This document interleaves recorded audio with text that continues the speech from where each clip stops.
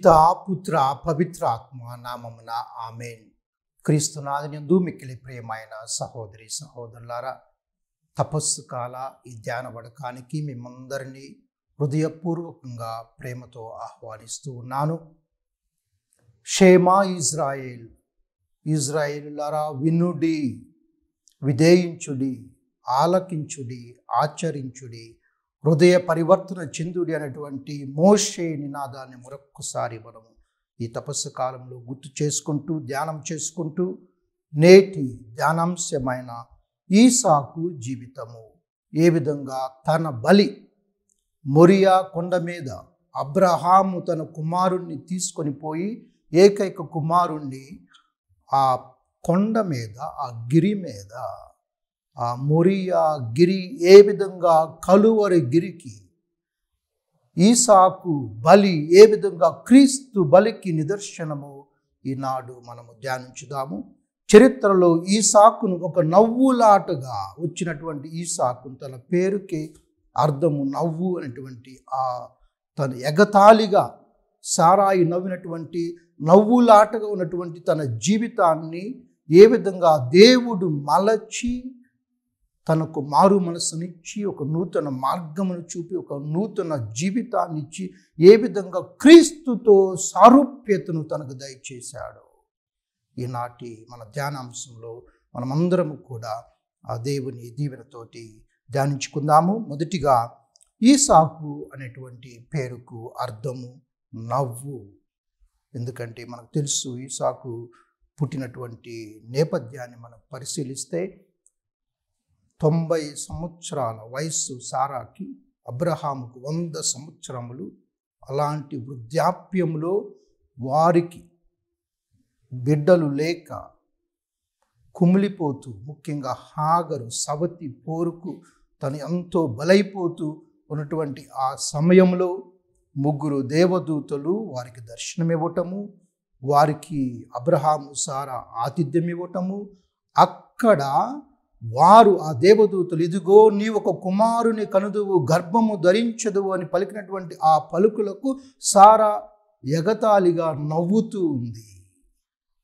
ఈ వృద్ధాప్యంలో అబ్రహాము నా భర్తకు 100 సంవత్సరాలు, నాకు 90 సంవత్సరాలు, ఈ వృద్ధాప్యంలో నాకు కొడుకా అనేటువంటి ఎగతాళితో నవ్వినప్పుడు మరలా వచ్చే సంవత్సరము తప్పకుండా మీకు ఒక బిడ్డ జన్మిస్తారని చెప్తూ ఉన్నప్పుడు ఆ దేవదూతలు ఆ వాగ్దానము నెరవేరి, కేవలం ఆ దేవదూతల వాగ్దానమే కాదు, దేవుడు అబ్రహాముకు చేసినటువంటి వాగ్దానం, ఇదిగో నీ సంతతి విస్తరిస్తూ ఉంది అనేటువంటి ఆ వాగ్దానాన్ని దేవుడు మరొక్కసారి గుర్తు చేసుకుంటూ, దేవుడు తనకు సారాకు గుర్తు చేస్తూ, అందుకే సారా ఈ బిడ్డ జన్మించిన తర్వాత తనకు నవ్వు అను పేరు పెట్టి ఈ విధంగా అంటుంది, ఇతడు దేవుడు నాకు ప్రసాదించిన సంతోషంగా నేను భావిస్తూ ఉన్నాను.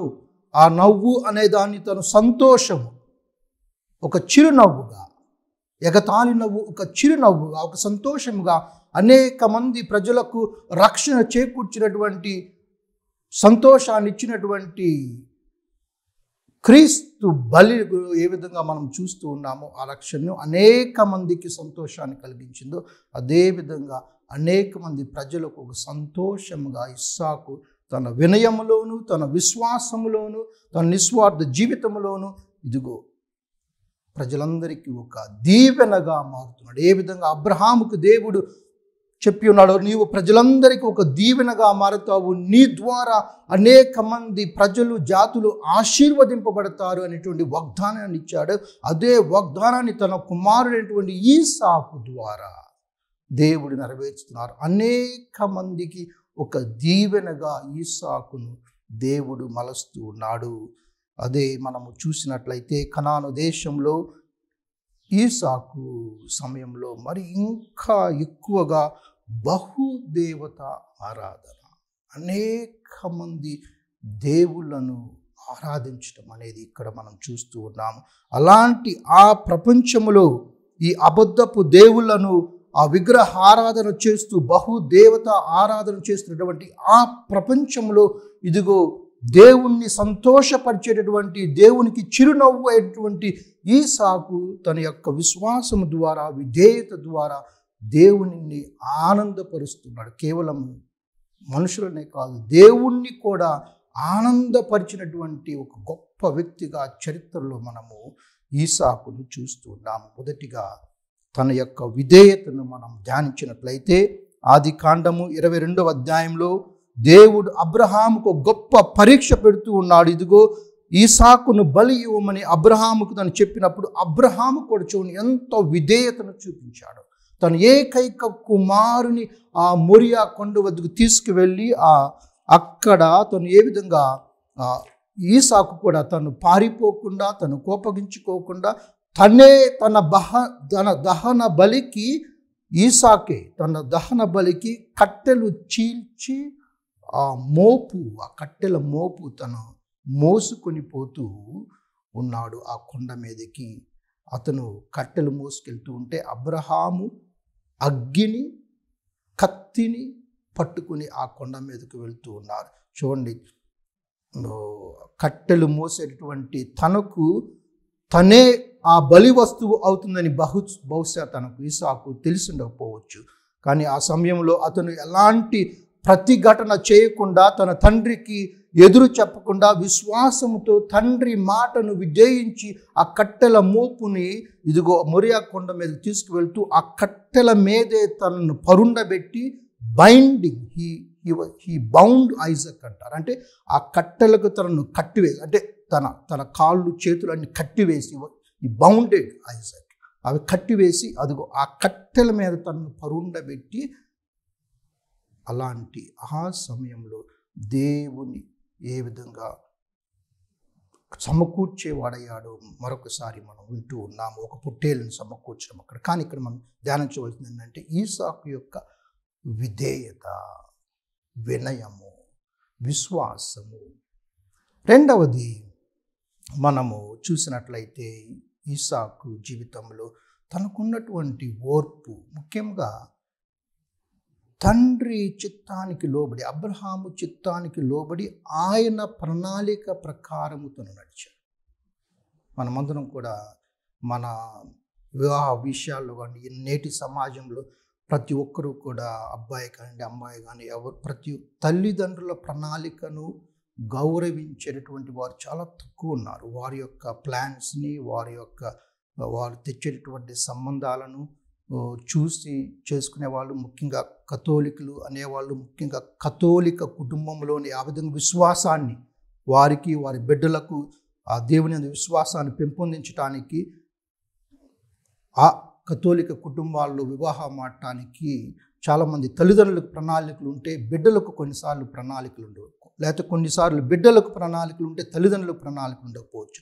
కానీ ఈసాకు మాత్రం ఎల్లప్పుడూ కూడా తన తండ్రి చూపించినటువంటి అమ్మాయిని, అనగా అన్యుల అమ్మాయిలను కాకుండా, వేరే ఇతర మతస్థుల దేశస్థులటువంటి అమ్మాయిలు కాకుండా, ఎందుకంటే వారికి యావే ప్రభువు తెలియదు, వారికి దేవుని యందు గౌరవం ఉండదు, వారికి దేవుని యందు విశ్వాసం ఉండదు. కాబట్టి అలాంటి గౌరవం, విశ్వాసం లేనటువంటి ఒకరిని మన కుటుంబంలో భాగస్థులుగా చేసుకున్నటువంటి మనం పడేటువంటి ఆ కష్టాలు మరియు దేవుడు మనకు కోపగించడము ఆ విధంగా, ఎందుకంటే అగౌరవపరుస్తున్నాం కాబట్టి దేవుణ్ణి మనం పక్కన పెట్టి బహుదేవత ఆరాధన చేస్తున్నాం కాబట్టి.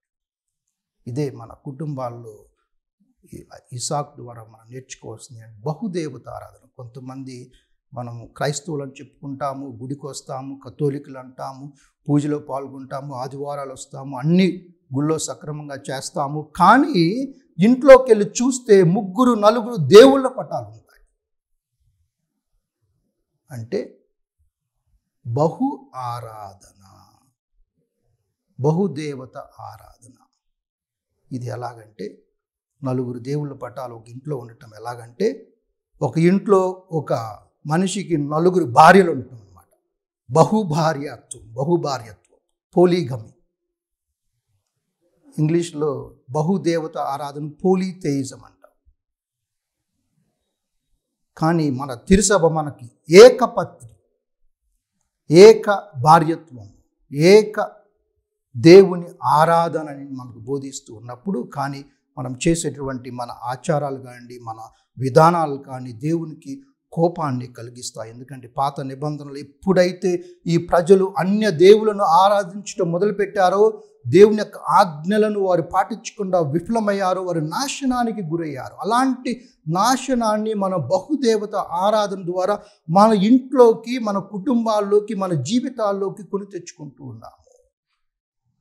ఈసాకు జీవితం మనకు ఒక ఆదర్శం కావాలి.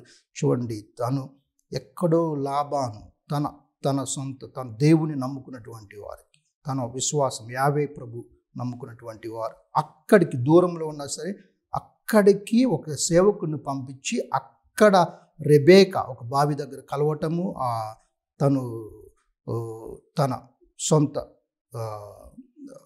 కుటుంబానికి వంశానికి చెందినటువంటి బిడ్డ కావటము, ఆ విధంగా తన్ను పెళ్లి చేసుకోవటము, ఆ విధంగా ఈసాకు విధేయత చూడండి మరొకసారి ఎంతగా తన తండ్రిని విధేయించి తన తండ్రి చూపించినటువంటి ఆ అమ్మాయిని మాత్రమే వివాహం చేసుకొని ఏ విధంగా తన తండ్రిని దేవుణ్ణి విశ్వాసము ద్వారా తన దేవుణ్ణి కూడా గౌరవపరుస్తున్నాడు. మరొక్కసారి మనకు ఈసాకు జీవితం ఒక ఆదర్శం కావాలి. మరియు కరువు తాండవించినప్పుడు ఆ దేశంలో ఈసాకు దేవునిపై విశ్వాసం ఉంచాడు. ముఖ్యంగా గెరాహు అనేటువంటి ఒక దేశానికి వెళ్తాడు. అక్కడ అబీమెలెకు అనేటువంటి ఒక రాజు ఉంటాడు.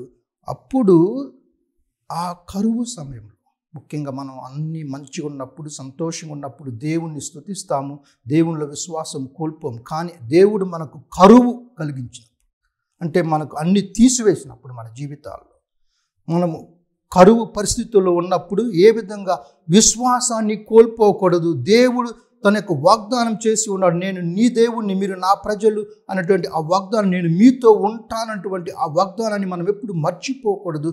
దేవుడు తన వాగ్దానంలో నెరవేర్చు దేవుడు అనేటువంటి గొప్ప సత్యాన్ని మనం తెలుసుకోవాలి.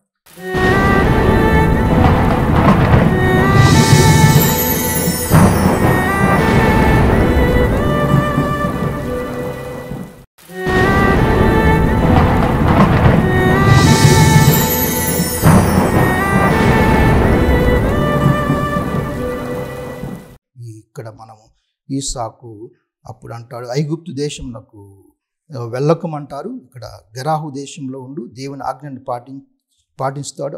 అప్పుడు అంటాడు, నిన్ను నేను దీవింతును, నీకు నీ సంతతికి ఈ భూములనిత్తును, ఈ విధముగా నేను నీ తండ్రి అబ్రహాముకిచ్చిన మాట నెరవేర్చుకుందును, నీ సంతతి వారిని ఆకాశమందరి నక్షత్రముల వలె లెక్కకు మిక్కుటమగినట్లు చేయుదునని మరొక్కసారి దేవుడు ఈసాకు గుర్తు చేస్తున్నాడు. ఎందుకంటే తన వినయము, తన విధేయత, దేవుని పట్ల విశ్వాసము, గౌరవాన్ని బట్టి తన యొక్క వాగ్దానాన్ని ఈసాకు జీవితంలో దేవుడు నెరవేర్చాడు. మరియు అబ్రహాములో చూడండి, ఈసాకు కొడుకులైన యాకోబు, ఏసావు, యోసేపు వాళ్ళందరిలో చూడండి మరొక గొప్ప లక్షణం మనం ఎవరిలో చూస్తామంటే ఈసాకులో చూస్తాం. ఏంటి అంటే అతను శాంతికర్త.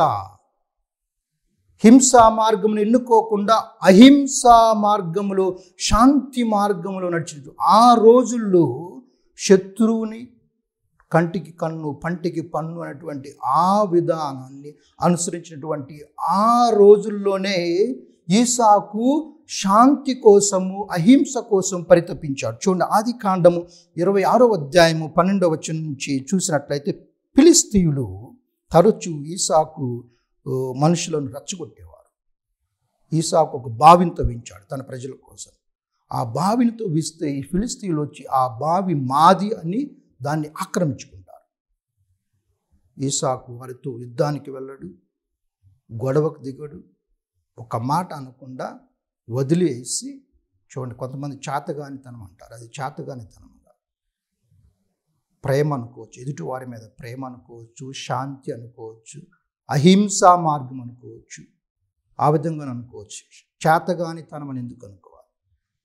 తరువాత మరొక బావిని తవ్విస్తాడు తన ప్రజల కోసం. చూడండి, అది చేతనైనతనం చేశాడు. మరలా మరొక బావిని తవ్వించాడు, దాన్ని కూడా వాళ్ళు మరలా వస్తారు, మరొక బావి, మూడో బావిని తవ్విస్తారు. ఆ విధంగా ఈసాకు తన యొక్క శాంతి మార్గములు, ఎందుకంటే ఆ రోజుల్లో యుద్ధాలకు వెళ్ళటం చూడండి, యుద్ధం అనేది ఈరోజు కూడా మనం చూస్తున్నాం. యుద్ధాలు ప్రపంచంలో యుద్ధాల ద్వారా సర్వనాశనమే కానీ ఏ మంచి జరగదు. ద్వేషము, పగ, యుద్ధము అనేది. కానీ ఒక శాంతి మార్గమును, అహింసా మార్గమును ఎన్నుకున్నటువంటి గొప్ప ఈసాకు. కానీ ఇంత ఈసాకులో బలహీనతలు లేవా అంటే అబ్రహాముకు బలహీనతలు ఉన్నాయి, ఈసాకు ఉన్నాయి, తర్వాత వచ్చే తరాలకు వారికి బలహీనతలు ఉంటాయి. వీళ్ళందరూ రక్త మాంసములు కలిగినటువంటి మానవులు కాబట్టి, ఎందుకంటే ఇది ఒక మానవ రక్షణ చరిత్ర. బైబిల్లో పరిశుద్ధ గ్రంథంలో మనం చూసేదంటే ఇది మన చరిత్ర, ఇది మానవ రక్త చరిత్ర.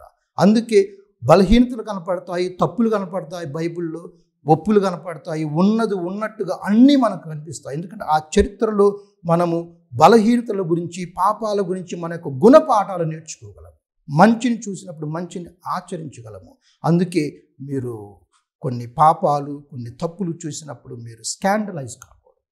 ఎందుకంటే మనం అర్థం చేసుకోవాల్సినది ఇది మానవ రక్షణ చరిత్ర. దేవుడు మనల్ని, ఈ మానవుల్ని ఏ విధంగా నడిపించిన, తనను ఎన్నుకొని వారిని నడిపించేటటువంటి విధానాన్ని, మనకు రక్షణ ఇచ్చేటటువంటి విధానాన్ని మనం చూస్తూ ఉన్నాం.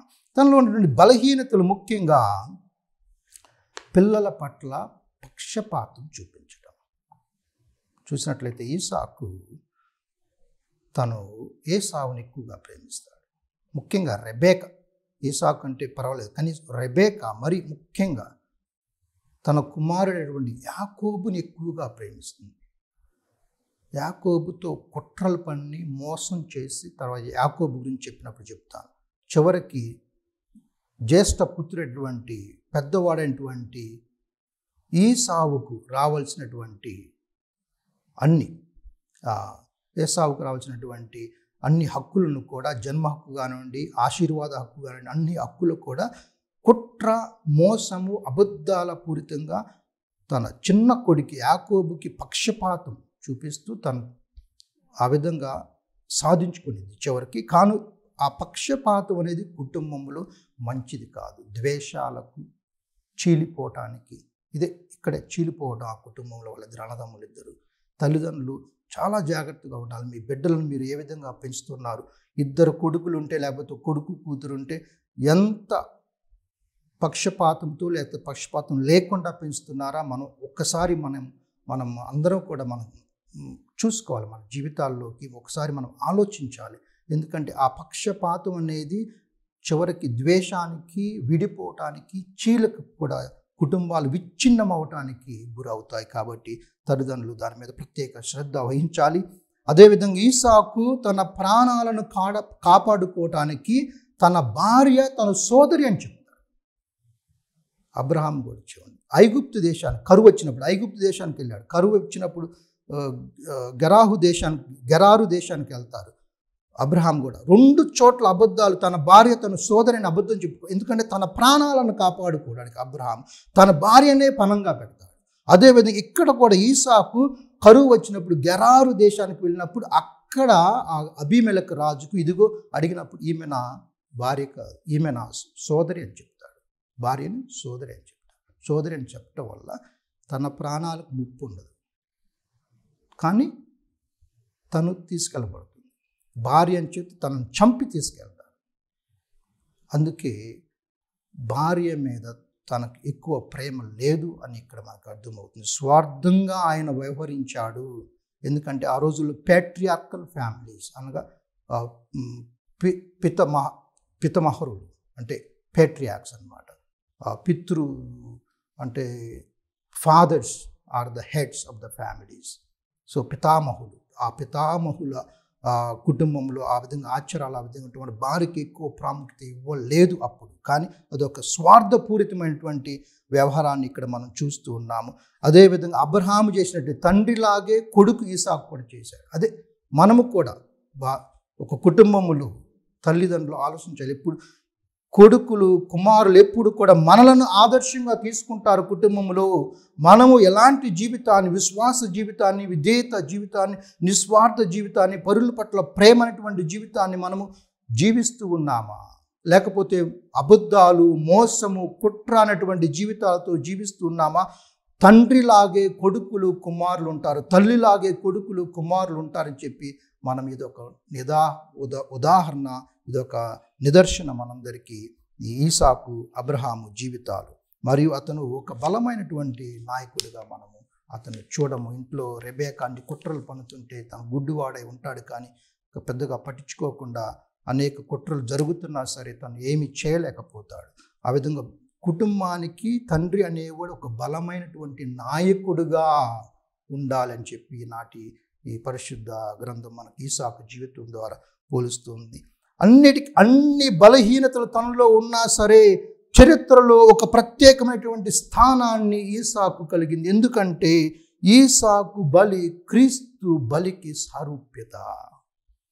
చివరిగా అదే ధ్యానించుదాం. ముఖ్యంగా ఆ మోరియా కొండ మీద ఈసాకు, ఆ మోరియా కొండ ఎక్కడ ఉన్నది? ఆ మోరియా కొండ వేద పండితులు చెప్తారు, అక్కడ ఈసాకును బలి ఇచ్చినటువంటి ఆ కొండ, మోరియా కొండ, క్రీస్తు బలిని తనను తాను బలి ఇచ్చుకున్నటువంటి ఈ కలువరి గిరి, ఇవి రెండు కూడా ఒకటే, ఇవి రెండు వేరు కాదు. అక్కడే క్రీస్తు కూడా తన జీవితాన్ని బలిగా శిలువ మీద సమర్పించాడని మనకి రాజుల దినచర్య 2వ గ్రంథము 3వ అధ్యాయం, 2 క్రోనికల్స్ 3వ అధ్యాయంలో మనం చూసినట్లయితే, యెబూసీయుడు ఓర్నాను అనువాని కళ్ళమున దేవుడు దావీదునకు దర్శనమిచ్చెను. ఆ తావు యెరూషలేములోని మోరియా కొండ మీద ఉన్నది. ఆ స్థలమును దావీదు దేవాలయ నిర్మాణమునకు సిద్ధము చేసెను. సొలొమోను తన పాలనా కాలమున 4వ ఏట 2వ నెల 2వ దినమున ఆ తావుననే దేవాలయ నిర్మాణమును ప్రారంభించెను.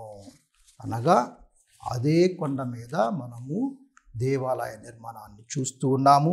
అదేవిధంగా చరిత్రలో ఏ విధంగా ఇద్దరు వాగ్దాన పుత్రుల్లో, అటు ఈసాకు ఇటు క్రీస్తు కూడా, ఇద్దరు కూడా వాగ్దాన పుత్రులు, దేవుని వాగ్దానం చేసినటువంటి పుత్రులు కూడా. అందుకే సారాకు ఏ విధంగా దేవుడు వాగ్దానం చేశాడో, మరియ తల్లికి కూడా ఇదిగో నీ ఒక గర్భము ధరించి కన్యక ఒక కుమారుని కన్నటువంటి ఆ యోషియా యొక్క వాగ్దానం ఇక్కడ మనం నెరవేరుతూ ఉన్నది.